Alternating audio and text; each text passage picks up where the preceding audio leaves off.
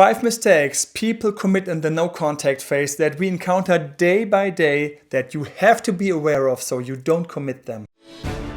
My name is Emanuel. I'm a relationship coach.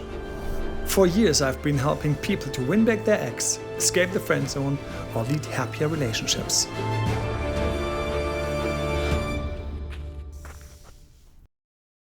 You want to win your ex back and you started a no contact phase, or you think about doing it, these are the mistakes you don't want to commit. One of the crucial parts in winning your ex back is being able to have a no contact phase and know about the no contact rule. I have this in another video where I show this, how it works, why it works. Now here are the biggest mistakes that my team and I encounter daily in our ex back coachings.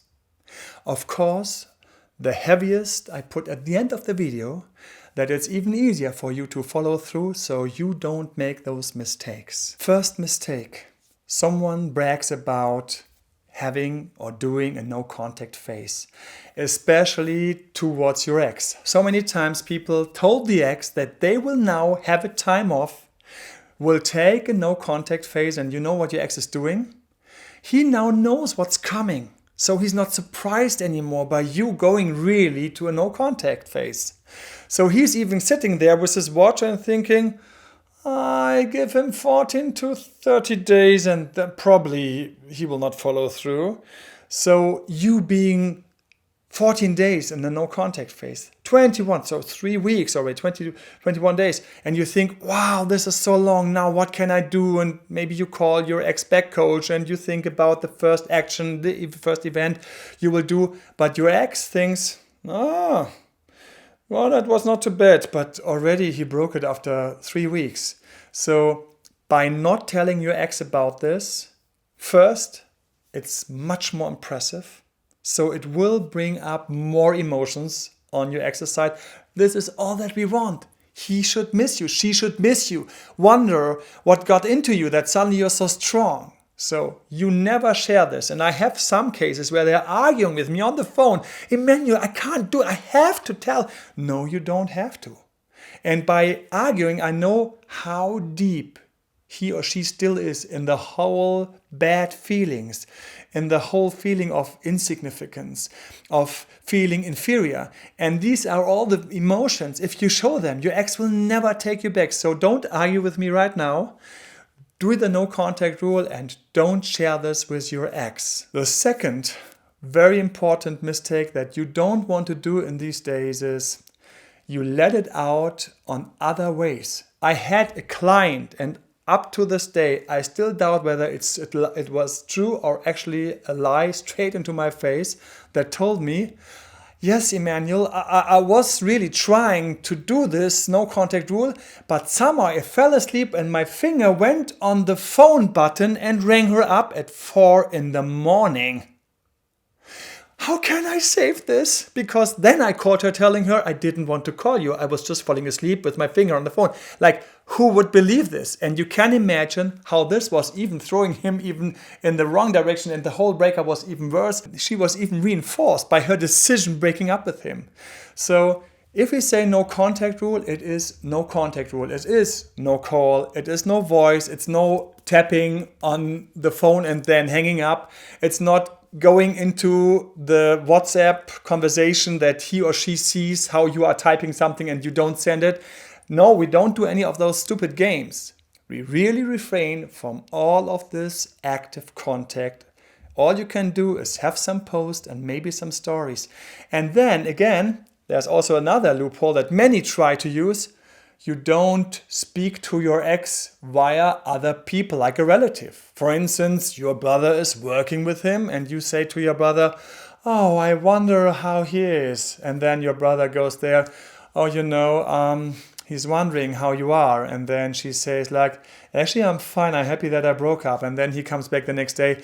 I have to tell you that he's still happy. So don't have any expectations. This is not no contact. This is full on contact on a very, very bad way, because you now have someone in between you. And this is not a mediator, but this is actually someone who will disturb it. And this is the worst thing that you can have, that other people bring information by you to him or to her and back. So you don't speak with other people about your ex. The no contact rule includes not sharing any of your things.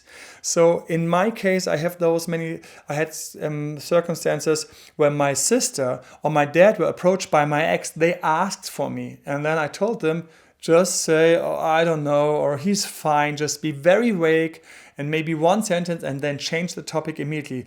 No special moments of, oh, you're curious, or call him yourself. No, just go gray and almost invisible. This behavior brings the desired effect of your ex really becoming more and more curious. Fourth point, maybe you reward yourself as a golden star for being in a no-contact phase for 3 days? Wow. No contact phases really have to be something like 2 weeks, at least maybe 3 to 4 weeks, which I totally prefer, depending on the case. But it has to be for longer. It has to be also for you so long that for the first time, if you're good, there will in the beginning be all the tension, and then there comes a phase where you let go a little bit. This is always good because this is when you really grow over the breakup. And this makes you stronger. And I always stress that it's not enough to do all the techniques, but stay the same. You have to do some self-development in the meantime. So you come to be yourself 2.0 from 1.0 where you've been broken up with. This is very important. So we need a longer time span than you first expect. And don't think this is in a mistake, that right now you lose everything, but you have to focus on right now I show self-respect. I show self-discipline. And these are virtues that since ages are very desired by anyone. People who have a high self-discipline are always admired. Before we come to my favorite and fifth mistake that I see again happening, I would love to remind you that please leave a like if you find this video helpful, so others have the chance to find it easier, because it's then pushed by YouTube, and I always feel like rewarded, inspires me to keep going, of course, producing further videos. And then, subscribe to the channel, activate the bell so you don't miss out on any new videos. And thank you very much for that. Fifth, and for me, one of the most important points. People really grow stronger and stronger in the no contact phase. I'm sometimes even kind of proud on how they progress. And then they have the first contact again. You have to know, actually, you have to expect that the first contact after a no contact phase with your ex is really strong, is like a rush, like a high.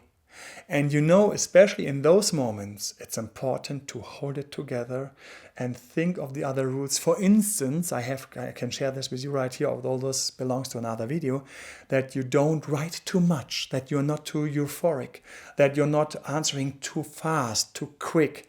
So once you get out of the no contact phase and get into contact with your ex, this is where you really want to be very conscious about every step. Hopefully you have a coach at your side, or you have a plan, or you work through other know-how, like for instance on my webpage, datedr-emanuel.com.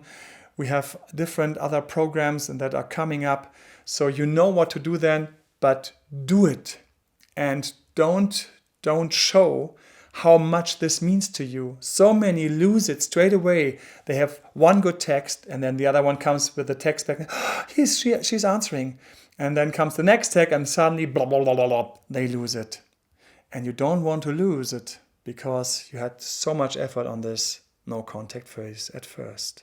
Finally, I wish all the best for you and your winning ex back, and that the next relationship with your ex turns out to be much better than the first one, because you really worked on everything and also thought of those mistakes. All the best to you, your Date Dr. Emanuel.